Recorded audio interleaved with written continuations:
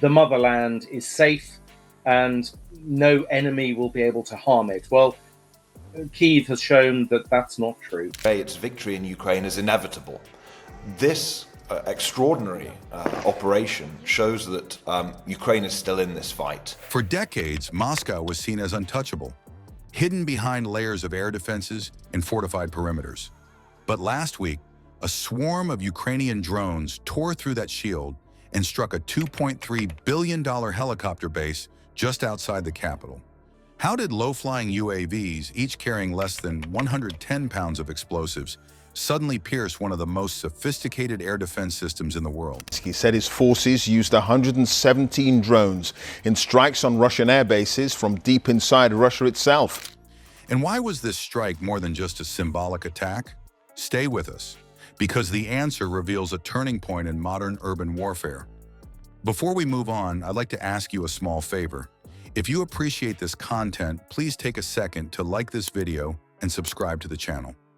Over 98% of you watch the videos without subscribing. It costs you nothing, but it makes a huge difference to us. So did you click the subscribe button? Great. Thank you so much. Now back to the video. If Moscow was protected by the most layered air defense network in Europe, why did drones worth only a fraction of the cost cut through and detonate inside its perimeter? Base in Belena was hit, and it's here that this incredible footage was captured, showing the destruction of planes on the tarmac. That single question rattled the idea of the Russian capital as an impenetrable fortress. For years, the Kremlin presented Moscow as a city guarded by concentric rings of weapons. Surface-to-air missiles, radar stations, and mobile launchers had been positioned in every direction, almost like a medieval wall rebuilt with modern steel. The S-400 launchers were seen as the crown jewel, with the ability to shoot down aircraft from hundreds of kilometers away.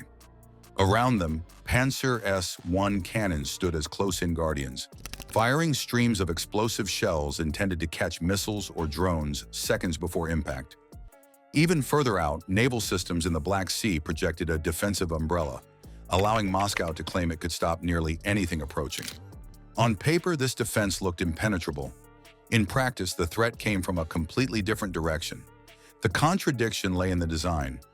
Russia built these networks to track stealth bombers, cruise missiles crossing at high altitude, and even hypersonic threats soaring through the edge of the atmosphere.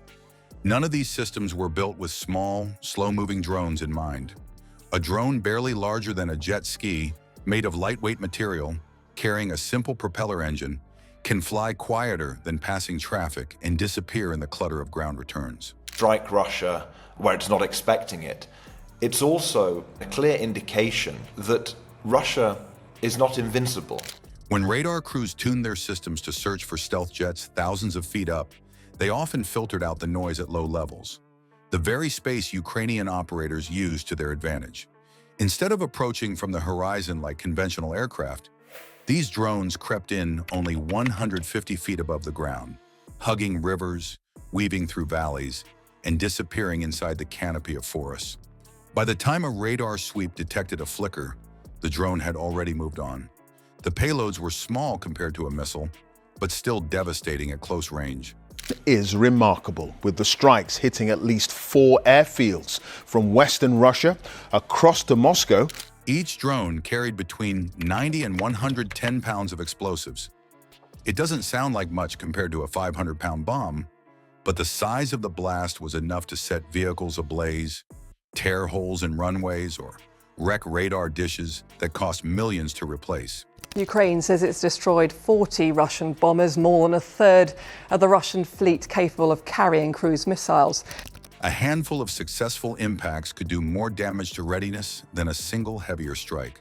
By design, the drones did not need to destroy the entire defense grid.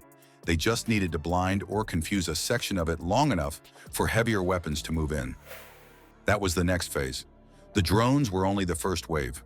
Within hours of their appearance, Russia's central depots and forward bases began absorbing strikes from ATACMS tactical missiles. These missiles did not target random infrastructure. They struck fuel storage, munitions dumps, and the runways that serviced early warning aircraft. That has now become a thing of the past And this war is now in a very different and a very difficult sort of a terrain. Radar operators faced a flood of contacts, real and false, with no clear way to prioritize. When everything looks like a threat, reaction times collapse. Operators began shifting batteries, repositioning vehicles, and concentrating fire on decoys that did not matter. Meanwhile, electronic warfare brigades added another layer of pressure. From positions far behind the front, they spread jamming signals across a 50-mile radius. GPS guidance became erratic. Civilian air traffic reported irregular signals. Radar screens lit up with phantom tracks. Some were deliberately programmed spoofing attacks. Others were simply distortions caused by the electronic haze. For defenders inside control stations, the screen resembled a storm of shifting dots. Each dot could be a drone or simply a ghost. Either way, crews wasted ammunition or reaction time while genuine threats threaded through. Its victory in Ukraine is inevitable. This extraordinary operation shows that Ukraine is still in this fight. It is one of the most daring and devastating Ukrainian attacks on Russian troops since the start of the war. The sudden turning point came not from a dogfight high above the battlefield, but from one precision strike. Russia's A-50 early warning aircraft had allowed the defenders to knit together their network, coordinating interceptions before threats came close. But the A-50 depended on forward bases, airstrips, and fuel depots. When an ATACMS landed on one of its operational runways, the platform had to withdraw. That strike removed the eyes of the network. Once that aircraft was grounded, each local radar had to operate blind, unable to see beyond its limited horizon. That left gaps everywhere. It is very obvious. What is different about this attack in a way that, well, Ukraine has launched massive attacks on Russia. What we're seeing here is an extraordinary assault that not only is it a demonstration of Ukraine's ability to innovate. By the time Moscow's helicopter base came into view of the incoming drones, the shield meant to protect it was already fractured. The overall defense was not broken with a single strike, but through patient layers of saturation. Small drones tied up operators, followed by precision missiles blinding the network, and finally electronic warfare filling the air with ghosts. The motherland is safe and no enemy will be able to harm it. Well, Kyiv has shown that that's not true. Each layer did its part until an installation worth billions became invisible to its own defenders. That is how one of the most expensive helicopter bases in Russia was struck inside what was supposed to be Europe's most hardened airspace. And once the strike landed outside the capital, the question was no longer how Russia could protect its far-off buffer zones, but how it could safeguard the very heart of its state. Moscow's shield did not falter because of one strike. It collapsed under a new kind of warfare, where drones, electronic jamming, and precision missiles worked together. A way that the Russian security services and military have been stunned by and were absolutely not ready for. This evolution showed that layered defenses designed for larger threats can be made obsolete by smaller, cheaper weapons used in numbers.